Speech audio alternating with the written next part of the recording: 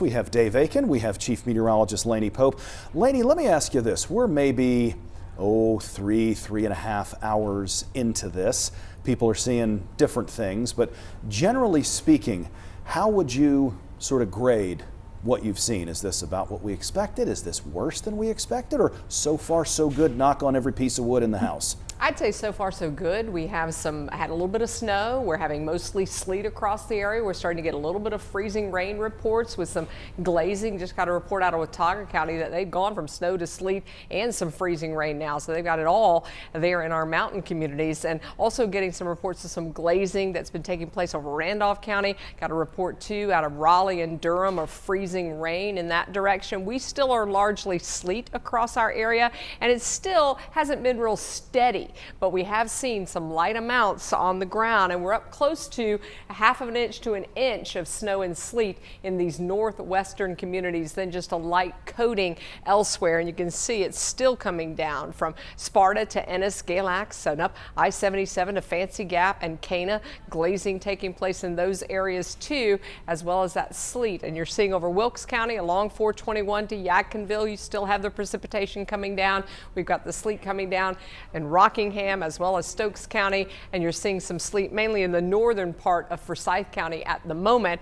And then as you move into Guilford County, it is largely in the northern part of the county right now, and then you're getting just a little bit over Burlington. But this is a huge storm. There's a lot of moisture with it. You can see all different precipitation types, from snow and white. The pink is largely sleet, or I should say the purple is largely sleet. The pink is more freezing rain, and then the blue that you're seeing, well, that is rain across the area. So as you go far to the south, that is where you're seeing rain. And notice that we're not seeing any rain across the Carolinas, because the Carolinas are plenty cold. Temperatures are in the teens and 20s, even down toward Myrtle Beach and Wilmington. So we're going to see frozen precipitation. It may fall as rain, but it's freezing on contact. That's what freezing rain is. So it's freezing on sidewalks, it's freezing on trees, it's freezing on rooftops, and freezing on power lines, any elevated surface, bridges, overpasses.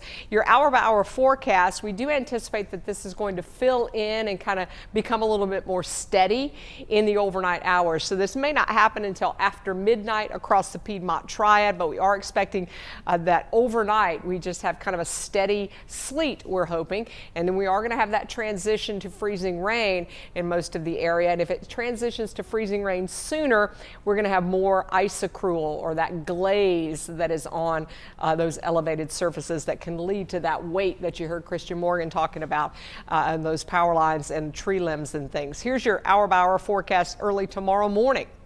That's when we think the most likely transition starts in our area to freezing rain largely. I do think everybody's going to change to freezing rain at some point during this scenario, and that's why we are forecasting at least 1/4 inch to maybe 1/2 inch of that glaze for most folks, because you are going to experience freezing rain, and that's likely going to be during the day tomorrow, and then heavier freezing rain coming in later tomorrow night. It may be so heavy that we don't get a whole lot more to really stick out there, but then we're going to bring in the wind behind that, so that's going to be an issue. So we are talking about the roads already becoming slick and icy. I've gotten a lot of reports into the Weather Center about that. Power outages from that heavy icing, those can cause long outages. So we're hoping that we stay on the lighter end of that glazing scenario, and that prolonged cold, of course, is what we're concerned about as well. And boy, is it cold out, Dave. The temperatures, it's hard to believe. We don't see it very often. You and I have been doing this a long time in this area,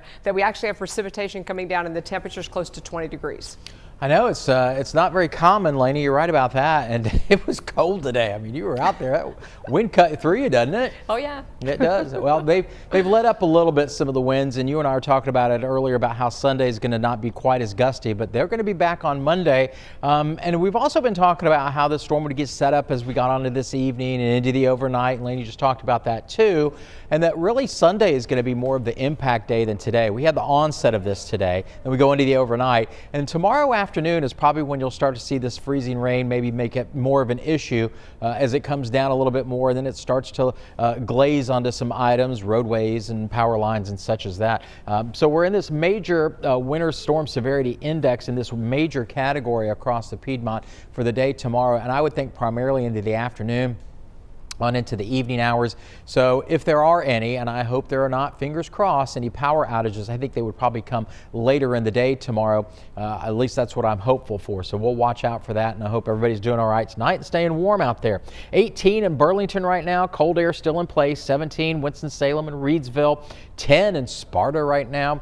And 15 up at Boone. So everybody's cold, goes without saying. North-northeast winds 10 miles per hour or so. Those northeast winds will stay in place till late tomorrow afternoon. Then they may start in the evening hours, start to come up out of the south, which will be nice. It might actually warm us up just a late tomorrow evening, even after the sun goes down a little bit. Wind chills out there, well, they're down there in the single digits right now. Feels like 10 in Asheboro and 18 in Mocksville, 5 in Greensboro. And temperatures out in the mountains in the single digits for wind chills, what it feels like. Got to bundle up when you go out there for sure. If you lose power, make sure you layer your clothing, even in the house, dress in warm layers, lots of blankets and comforters. That's what I do. And seal off any rooms that may not be used in the house, curtains and doors, and keep all that warmer air in other spaces in the house where you're living. And make sure if you got a fireplace, be safe with all the sorts of extra and secondary warming needs that you have out there. That dangerous travel, the power outages, and the bitter cold coming up, as Lainey mentioned, as we get into the 7-day forecast. Forecast lows for the next few mornings will be cold, mid-20s, lower 20s on Monday, but it's Tuesday and Wednesday.